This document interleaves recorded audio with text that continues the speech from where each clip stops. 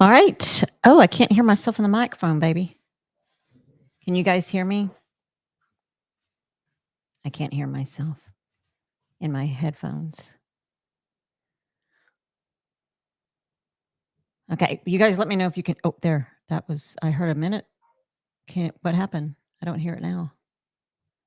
All right, hold on a sec, guys. Hold on a second. Let me see what's going on. Can you hear yourself? Hello. Okay. Yep. Now I can. Something. Okay.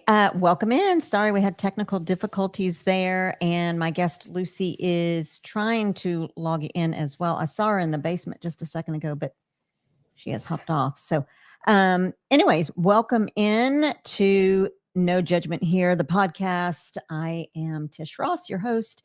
Tonight, we're going to be talking about cigarettes versus vaping. My guest tonight is Lucy. She has shared her story on TikTok, and I found her that way, and she was sharing about how ill she has been since vaping. And so I'm going to go ahead and bring her in. But before I do, actually, let me say hello to some folks that have hopped on, and then I'm going to bring her in. Welcome in, everybody. And don't forget, if you can share this out on your social medias, that would be greatly appreciated. We want to make sure that we give Lucy support again. And if some of you don't know, she just very recently, last week or the week before, forgive me for not remembering the exact date, but lost her fiance. And so she's coming on to share her story. But it would be great if you could share this out on your social medias or your channels so that she can have even a more abundance of support. So I see you, Marianne Bimler. Thank you for coming in. Cora Phelps, thanks for being here. Eileen, welcome to my kitchen. Thank you for liking and sharing. I appreciate that. There's my bestie, Christine, Mrs. Gillum's Farm. Hello, welcome in. Looks like Melinda Dobson was in and said hello. Prayers for your mom, Melinda, that she is okay. Piggy's Piddles is in the house. Welcome in, Piggy. And let's see. Betty hopped in, and she has a lot of shows that she needs to watch, and they're all at once, so she'll catch the replay. I appreciate that, Betty. Josh is on the road. He's got some calls that he's got to make, but he is listening in. Thank you so much. I appreciate that. And Full Blown Country is in the house. Thank you, Pooch, for being here and moderating. I appreciate you. And Jailbait and Tackle Outdoors. There's Coach G. He is here. Thank you for being here and your support. Cheryl Guess is here. Hi, Cheryl. And Brian with the Vineyard Farmhouse is in the house. Thank you for being here. I'm glad that you're here. Kim Burris, thank you for being here. And Kevin Hiking with Jackie Boy, Bobby Petite or Pettit, Jean River Homestead, thanks for being here. Leanne Gunther, hello. I'm glad that you are here. All right, I'm going to go ahead and bring Lucy in. And again, I try to watch the chats, but most of the time I'm obviously focused on my guest. After all, this is a podcast. And if I see any questions that I can address, or maybe Lucy can address, I will definitely shoot those questions out to her. Also see that Ken Lone Cowboy Adventures. Dang it. It's forever going to be Lone Star, Ken. So that's all I have to say. All right. I'm going to bring Lucy in, and you guys hang tight. There she is. Hi, Lucy. Welcome in. I'm glad you're here. Hi, Tish. Nice to see your face finally. I know.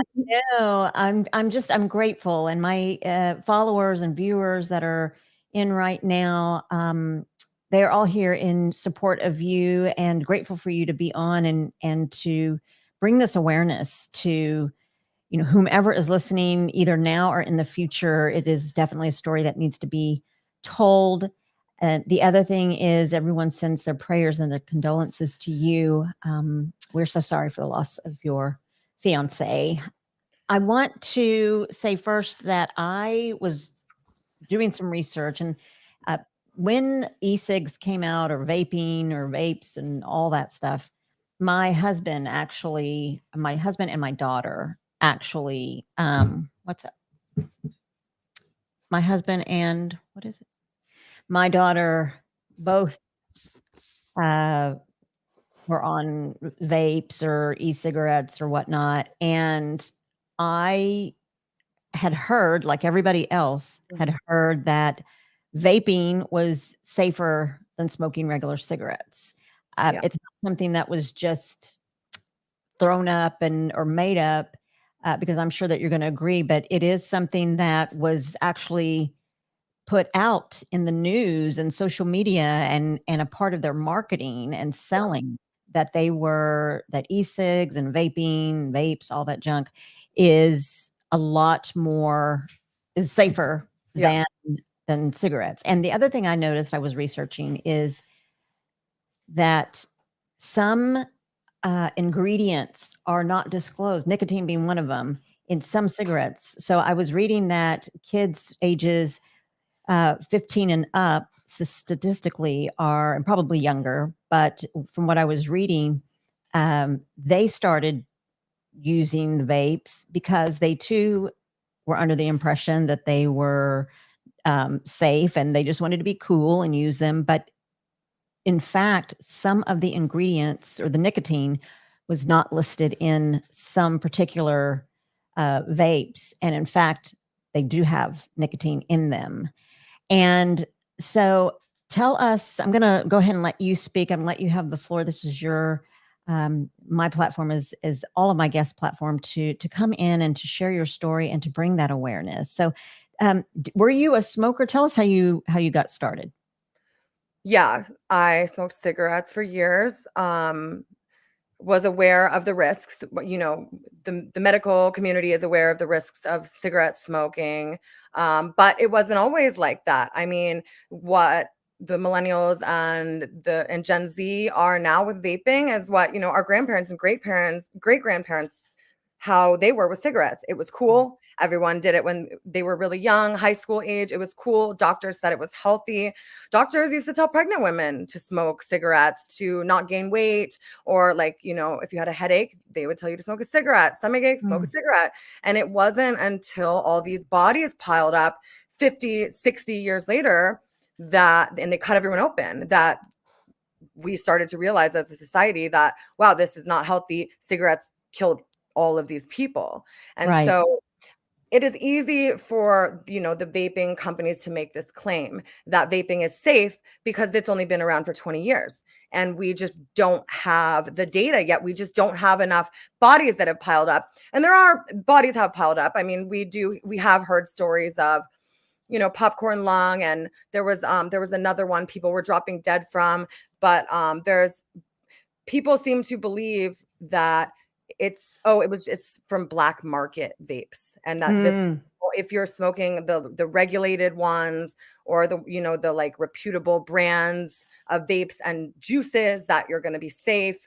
But it's just not the case. I get messages every day. A 15-year-old messaged me today who is having horrible breathing problems and needs to go to a doctor and is scared to tell his parents because they don't know that he vapes. mm, And his symptoms sounded really bad. I mean, he's been messaging me all day. These people are terrified, and there's nobody out there to tell us what's going on. And mhm. doctors were telling me that vaping is healthy. So everybody is misinformed and making claims that we just don't have the data to back up. Right. And so what's really sad too is that a child's brain is not finished developing until age 25. And so kids that are using or vaping at age 12, 13, 14, 15, whatever age, the nicotine and it when inhaled, it turns into like an aerosol. You are breathing in an aerosol, those chemicals. And so those chemicals are, in fact, as I was reading, are in fact killing brain cells. And so these kids that are vaping now, who also initially thought that it was safe, and a lot of the marketing was actually based on the different flavors, cotton candy, Yeah, that's watermelon. huge lawsuit going on with Juul because they were marketing to the youth, essentially to teenagers. I mean, all of these kids who have become addicted to e-cigarettes, people like me who are sick, we are all just victims of this vaping industry, Mhm. because yeah, we are being told that it's safe.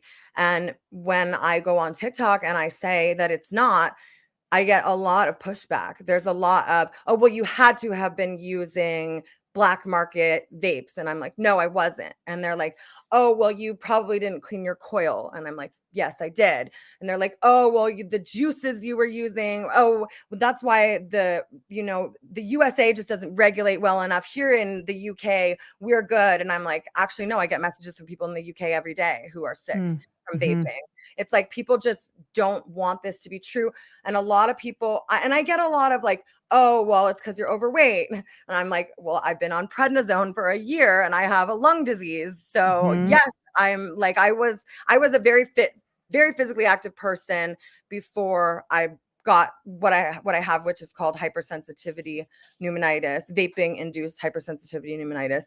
But yeah, there's just a lot of like, oh, well, you had to have had pre-existing conditions, or you were doing it wrong, or because this can't be true, because people will do anything to justify their addiction. So Right, exactly. And so, do you think, and I'm going to play sort of devil's advocate, but do you think that people that typically or were smoking cigarettes and then turned to vaping, is it a combination of, I guess both the cigarettes and the vaping? Do you think that that's something that caused? well, cigarettes can cause hypersensitivity pneumonitis. A lot of things can cause it. Radiation, mold, I mean, all kinds of things. And hypersensitivity pneumonitis is this huge spectrum of people who only need an inhaler to people who are on oxygen and are dying. I mean, there's this huge spectrum. But I quit smoking cigarettes for a year, picked up vaping, and within 4 or 5 months started having all these horrific symptoms. Mm, I went to the doctor over and over again. They kept giving me x-rays, and then finally I demanded a CT scan. Everything was clear, and they kept diagnosing me with anxiety. So finally I went to the ER every day for probably 6 months, every day. I mean, I was like, I cannot live like this. I'm suffocating. I was just like gasping for air all the time, and I kept asking the doctors, do you think this has anything to do with vaping? And they would say no. And so I mm, vaping. But finally I was like, it's gotta be the vape. My dad was like, Lucy, it is the vape. This started when you start, So I quit. I quit vaping. And within maybe 6 months, I got better, but it was really slow. The first like 3 months, there was no progression. And I was like, I quit 3 months ago. I'm not better. Maybe it's not the vaping, or what if it's permanent? But then I did start to get better. And I remember I went to bed one night and I woke up in the morning and realized that I had fallen asleep like a normal person without like mm, gasping for air all night. And but I picked up vaping again for one night. This was, I don't know, 6 months later. I had mhm, my life back for 6 months. I picked it up for one night and all the symptoms came back, but this time 10 times worse. I was hospitalized. I mean, it was this huge nightmare. And I was smoking cigarettes in that time too. So, and I was fine. I vaped again and developed hypersensitivity pneumonitis, to a pretty significant case of it, where I do need like extensive medication, and I have to get approved by this cancer board for this new medication. Like it's really like it's a whole thing. So your question of, could it be the cigarettes contributing? I mean, cigarettes are bad for us. We know that. There are a lot of people messaging me with these symptoms that never smoked cigarettes. I know smoking cigarettes was ah, not good for my lungs, but this started when I started vaping. When I stopped, it went away. And when I started vaping again, it came back. And now it's essentially permanent. so, what were your first symptoms? I know that you and I chatted just kind of prior to. We kind of chatted a little bit about the symptoms, but I see a lot of comments in here. A lot of parents whose kids were hospitalized twice with pneumonia, once required them to have a side drain fluid. Um, her daughter still vapes. So a lot of people in here that know or have someone that is vaping or has quit vaping.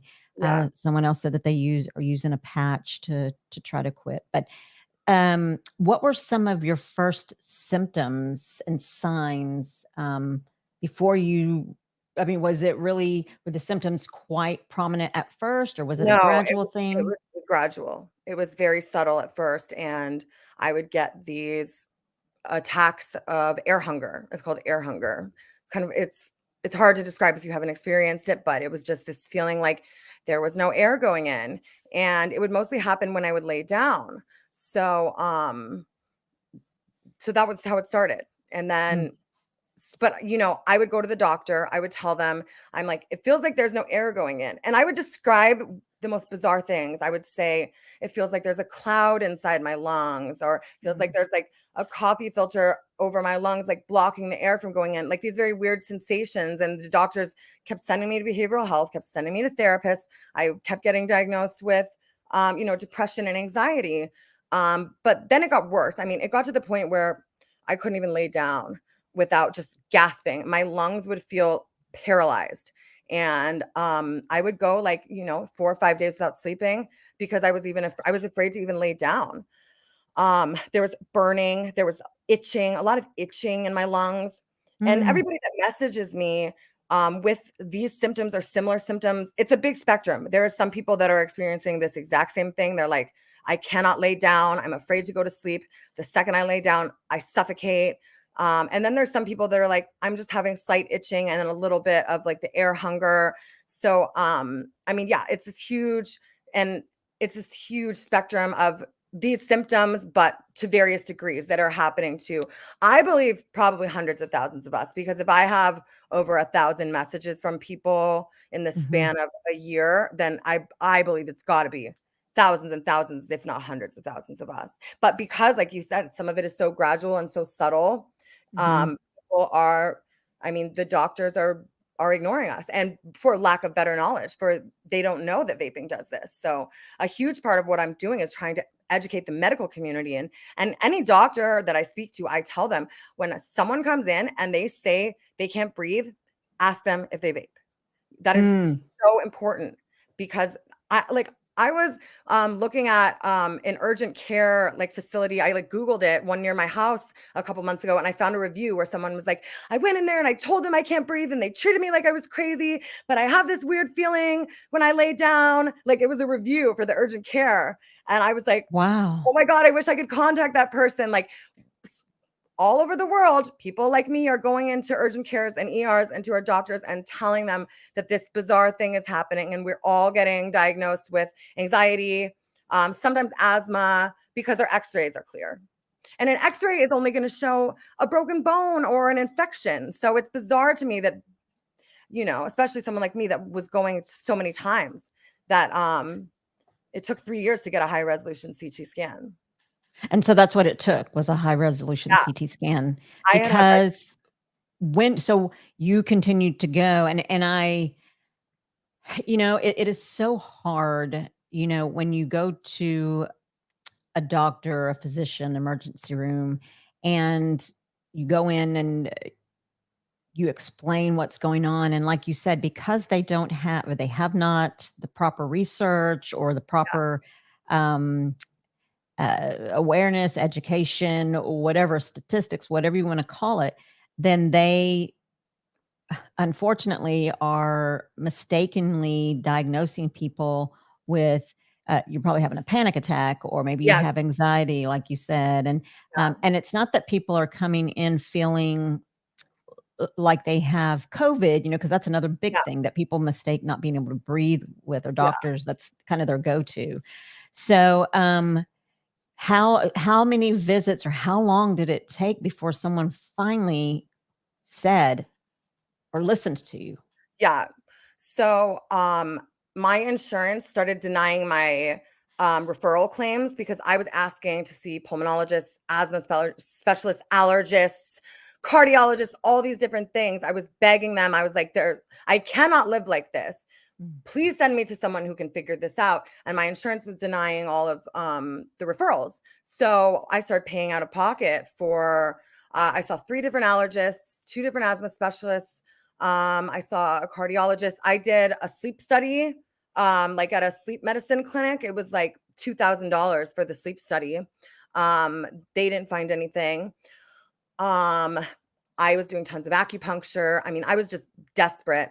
Yeah. So then when I picked up the vape again and it came back, this time I didn't go to doctors. I just gave up because I had spent a year begging for their help and they completely ignored me. They gaslit me. They accused Mm. me of drug seeking, sort of labeled me as hysterical.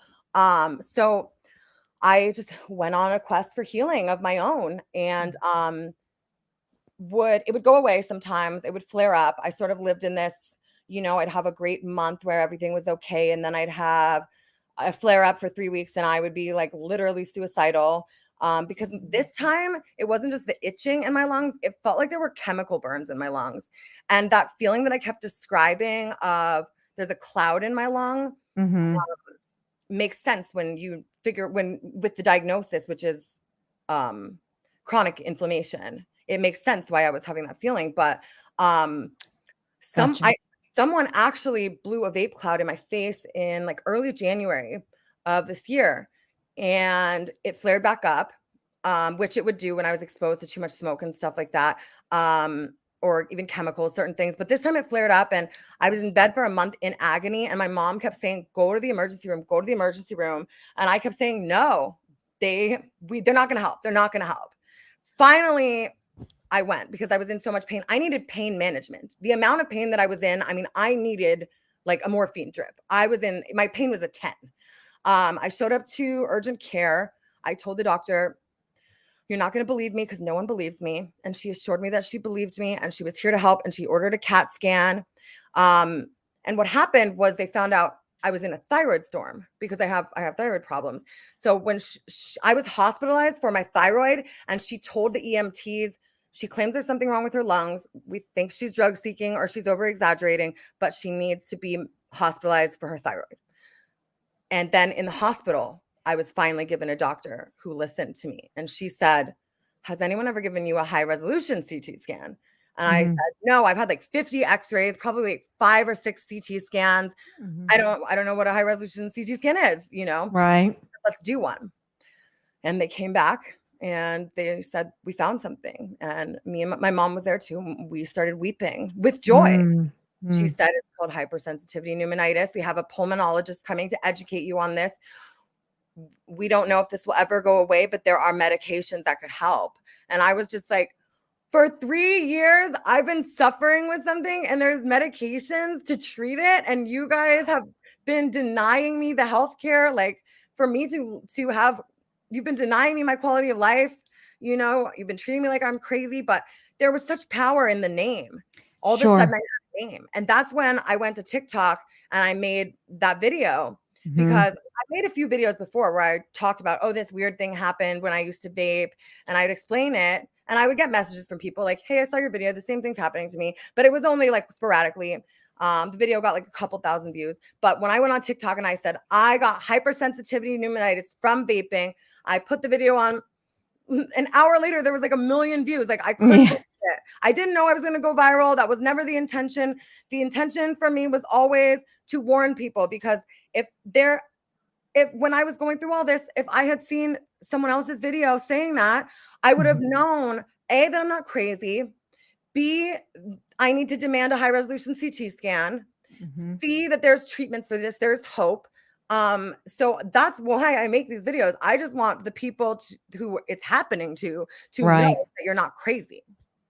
Well, I love that. And I'm so grateful that you are, because there are few, uh, well, actually, I've not seen any other TikToks, people sharing the same issue that you're having in terms of ways that they're feeling from vaping, some of the side effects from vaping, or going to doctors and doctors not knowing the answer. You're actually the only one, Lucy, that I have found that shares that. And I'm going to someone had a question here that I'm going to ask you right quick.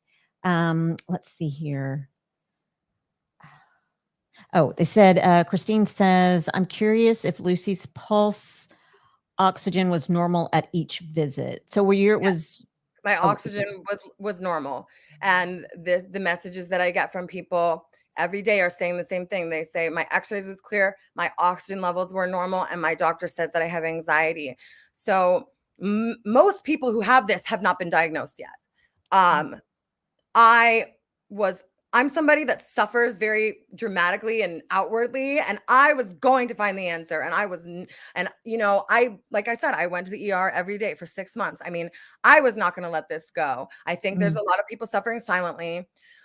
Somebody did contact me who is a nurse and was having similar symptoms, and talked her doctor into giving her a high resolution CT scan. Wasn't having symptoms as severe as mine, but she was having a little bit of the air hunger and stuff. And she did get back to me. She said, we did the high resolution CT scan. We did find some scar tissue and a little bit of inflammation. So people just wow. aren't getting these tests, and the medical community doesn't know to give these tests. And then other people message me with horrific stories. I mean, some similar to mine, some very different. I mean, I talked to a 17-year-old that lost his left lung, and he was getting chronic pneumonia over and over and over again. And he said, it wasn't until I saw your video that I connected it to vaping. He said, I Wow. chronic pneumonia. We cannot get rid of it. I'm losing my left lung because of it. Like, surgery scheduled. He said, it wasn't until I saw your video that I realized maybe vaping is causing this. So there's like all these things that we just don't know yet, you know? And then Yeah, absolutely. a lot of people message me, and I go, oh my God, you need to go stitch my video. Go on TikTok, tell the world, like, back me up, because Hmm. I'm getting death threats. I mean, people are mad at me. People, I mean, the body shaming stuff really hurts. The people, just a lot of people are calling me like a grifter, and like someone who's doing this for either attention or money. Like, someone called me a narcissist. Like, and so I tell these people, go on TikTok and back me up. Like, say that this happened to you too. And the answer I always get is, I see the way people are treating you, and I'm not as brave as you. Mm, I'm so sorry.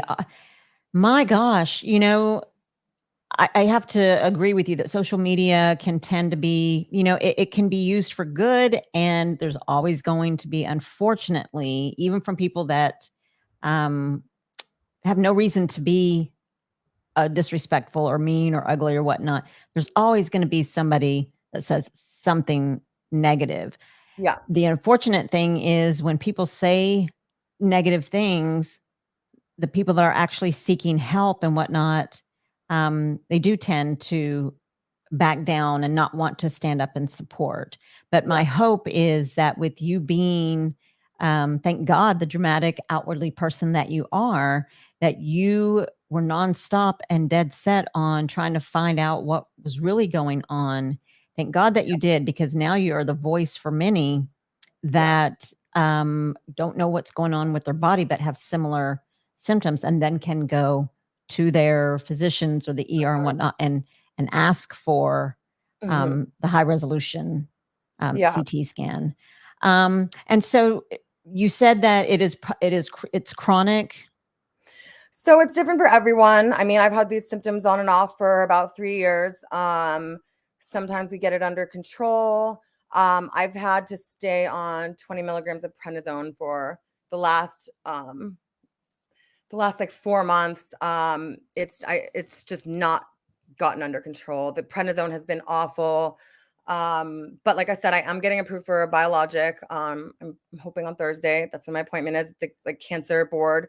Um, but my whole thing is, I just don't care what anybody says. I don't care how many death threats I get. I don't care how many people call me fat. I'm never going to shut up about this, because nobody warned me. I didn't know. If I had just known when I started experiencing symptoms, I could have stopped, and this could have been over a long time ago. And my Mhm. life's mission wouldn't be about this at all. I could go do something else. But nobody warned me. And the messages I get every day are like, you might have just saved my life. And Mhm. I mean, I have this possibly forever. I'm going to be on some really strong medications that have some pretty bad side effects, possibly forever. But I will not sit silent. I will try to turn this into something that mattered, because I suffered a lot, and I want that to matter. When I get those messages, when people say you saved my life, I can Mm, say I didn't suffer for nothing. My right. suffering meant something. And I need that for my own healing, because not only has this been physically painful, this has been emotionally incredibly Mm. traumatic. And I am trying to heal from that too. So I need a purpose. And that's Absolutely.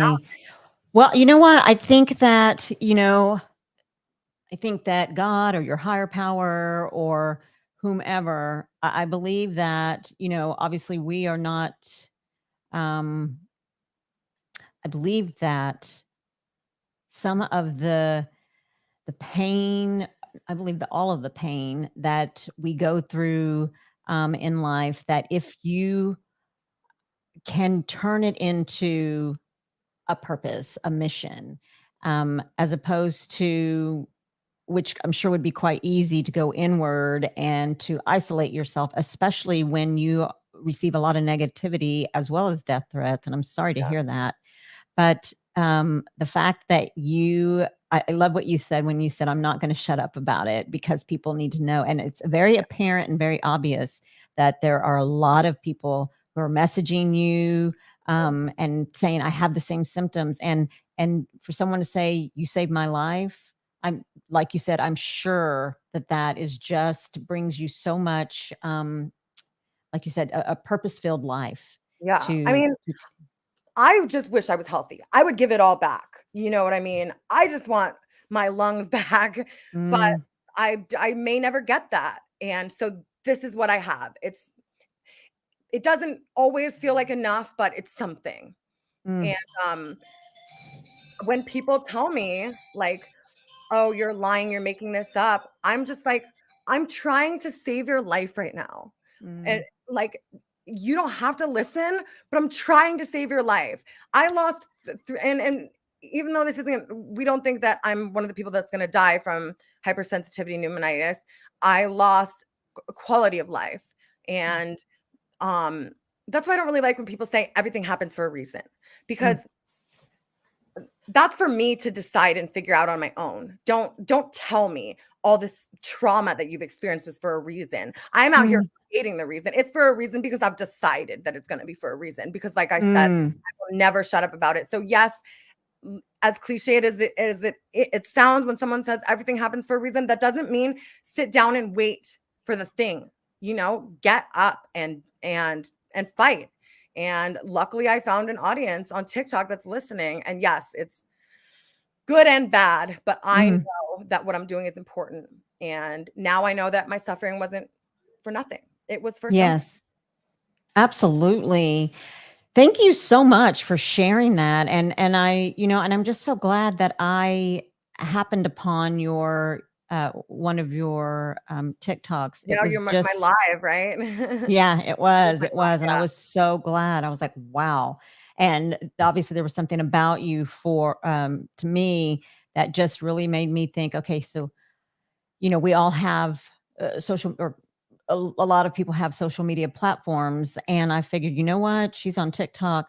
I can use my platform for her to come on and to share and to speak out because there's so many people on here that can share yeah, this live with other people that it may spark something within them and think, oh my gosh, yeah, or hey, I'm not alone. Someone else has felt the feelings that I've felt. And there's a comment here and it says, so thankful that you're speaking out about this. I've been trying to tell others myself when my doctor told me about it, but others didn't want to hear it either. My oldest sister has done it and she had a life.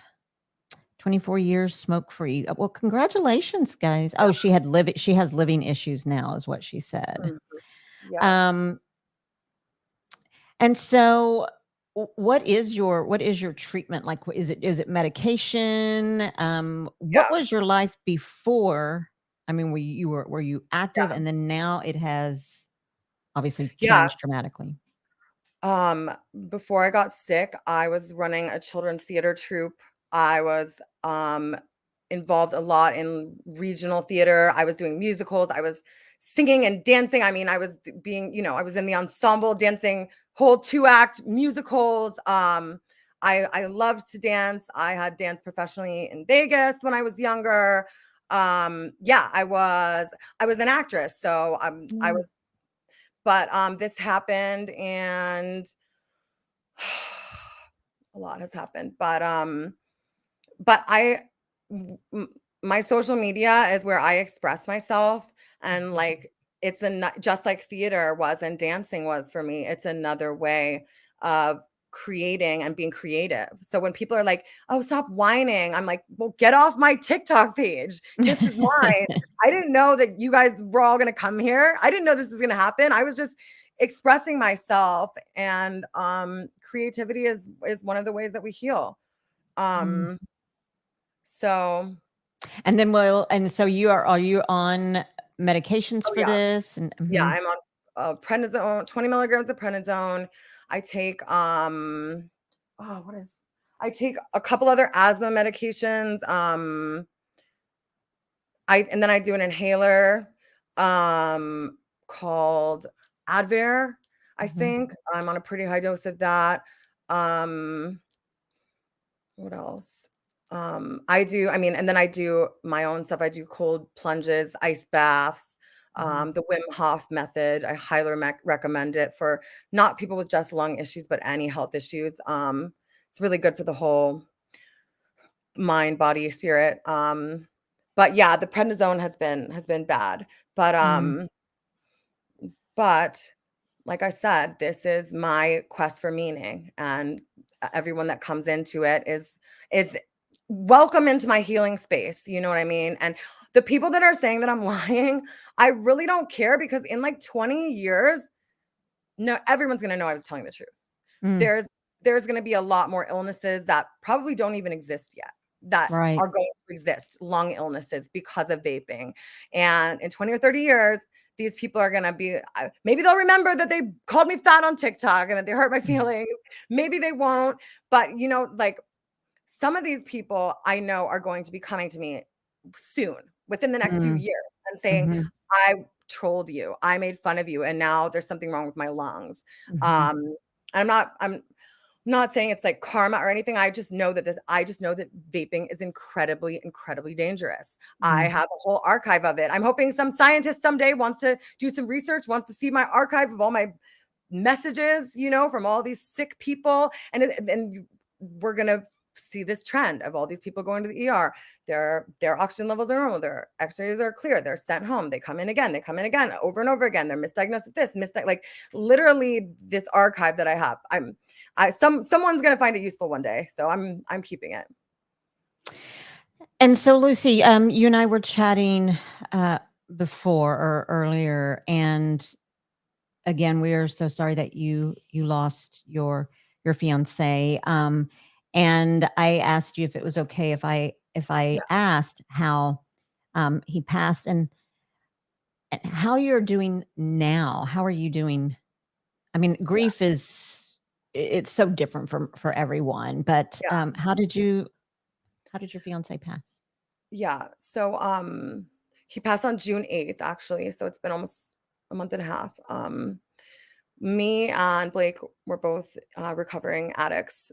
I was prone to nicotine addiction. I was prone to other addictions as well. And we met in rehab years ago and fell in love. And he struggled for quite a while. Mhm. He just couldn't get it. I had gotten it. I had finally hit that rock bottom, and I had gotten it, and I was building this meaningful life. And I had gotten it, but Blake, he just couldn't get it. And Mhm. he relapsed while I was sleeping on June 8th. And I found him dead in our garage. My God, I'm so sorry. I'm so sorry. Yeah. Um, so He what was do an you incredible do? human being. Incredible, just the most amazing man you'll ever meet. And I didn't care if he was ever sober, because he treated me like a queen. Mm. Um, but he wanted to beat it.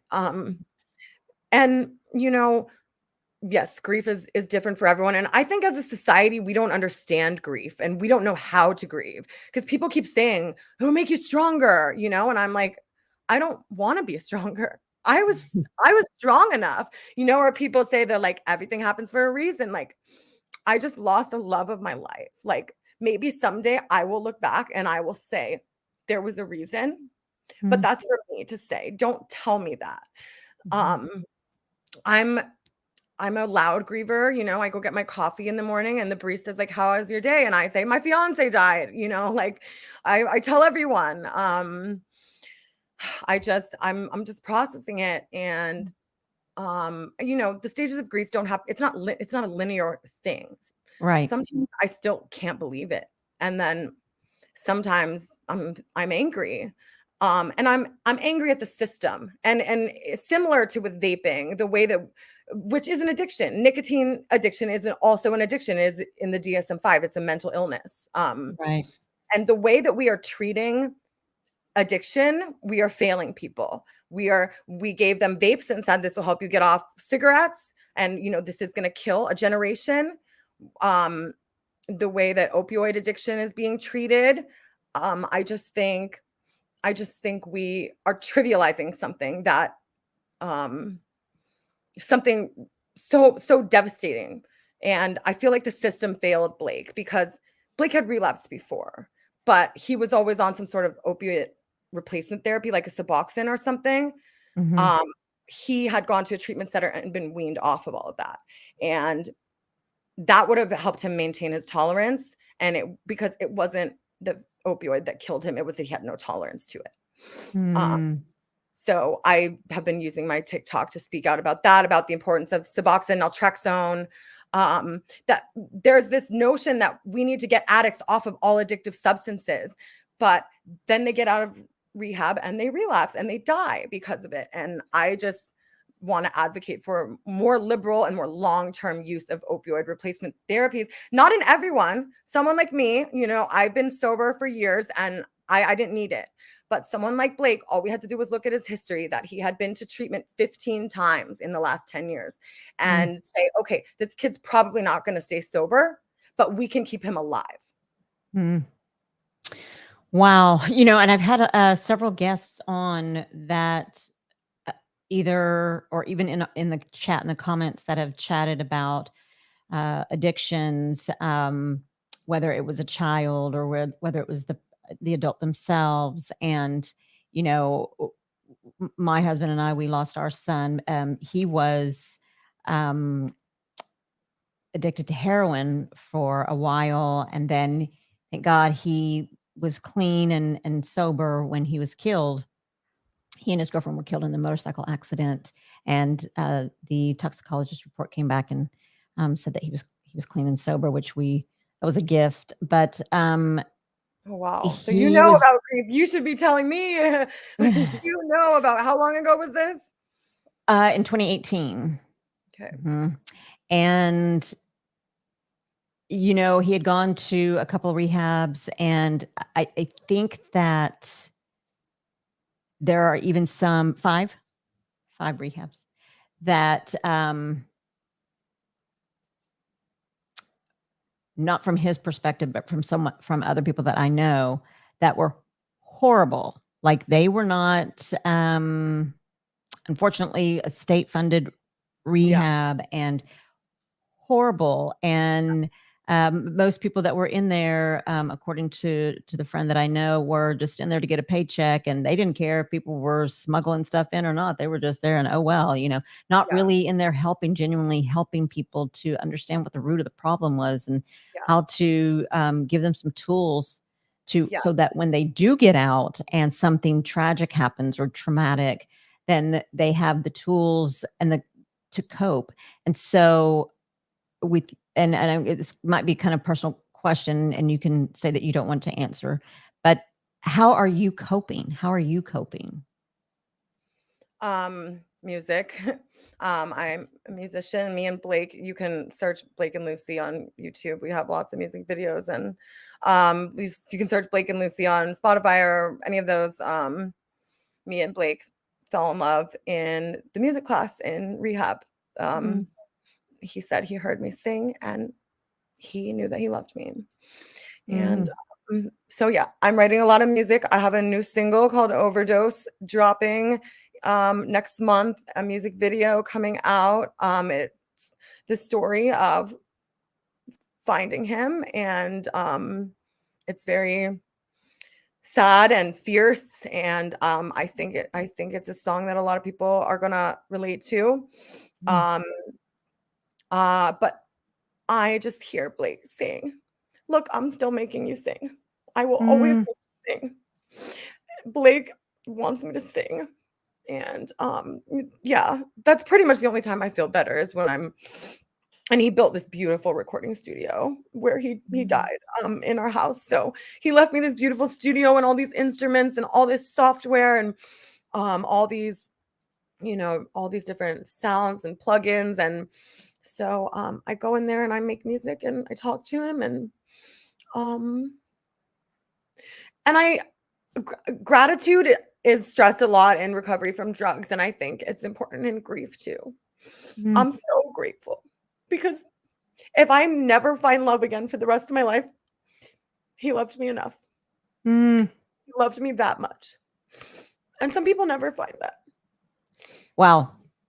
That's beautiful. That is, you're so right. There are some people that never find that, and how blessed is a person to be able to find that. And I don't want to say regardless of the amount of time, but the fact that you found that kind of love.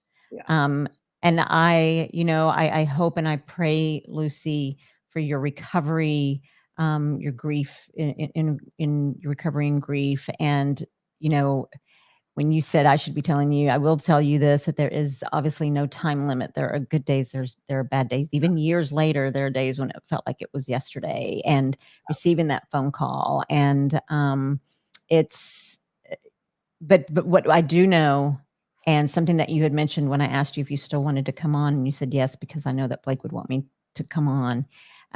It's the strength that we get from our loved ones that have passed, from my son that was killed, and things that I never wanted to do before. And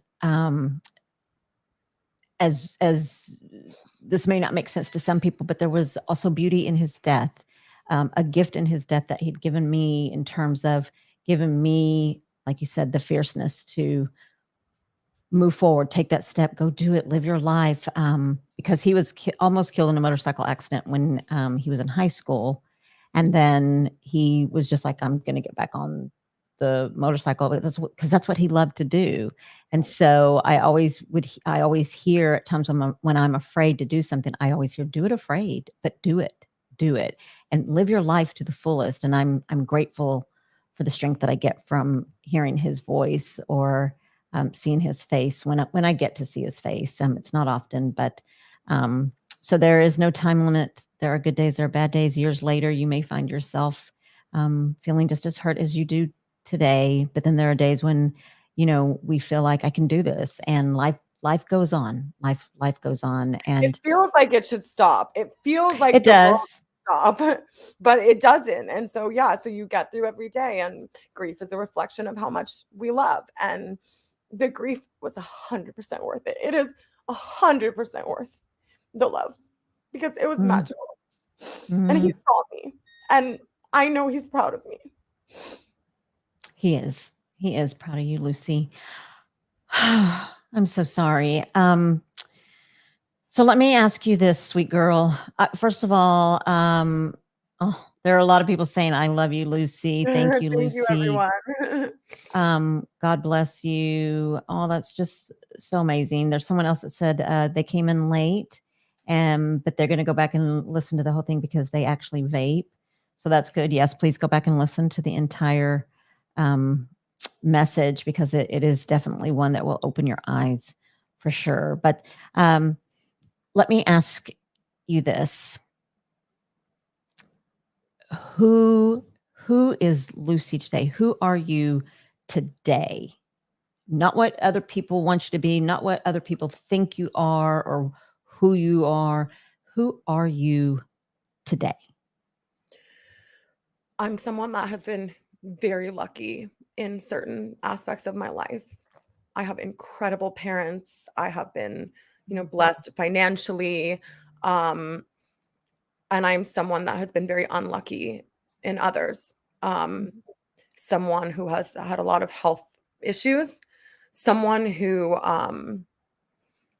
is self-destructive, has an addictive personality, and at times has gone to great lengths to manage excruciating pain, Mm, whether it be physical or emotional. I'm someone, yeah, that for a long time didn't know how to just sit in the pain. But I think today, Blake would tell you I'm the strongest woman he's ever met. mm, That's what Blake would say. Um, but yes, I'm someone that has been loved like no other. mm, I have lost in to that same magnitude. I'm a musician, I'm an artist, I'm a creator, I'm a fighter. I'm someone when I see injustice or when I see something that the world is missing or I think is important, I'm never going to shut up about it. I'm going to make a song about it. I'm going to do a music video. I mean, I'm just going to keep going until somebody listens. mm.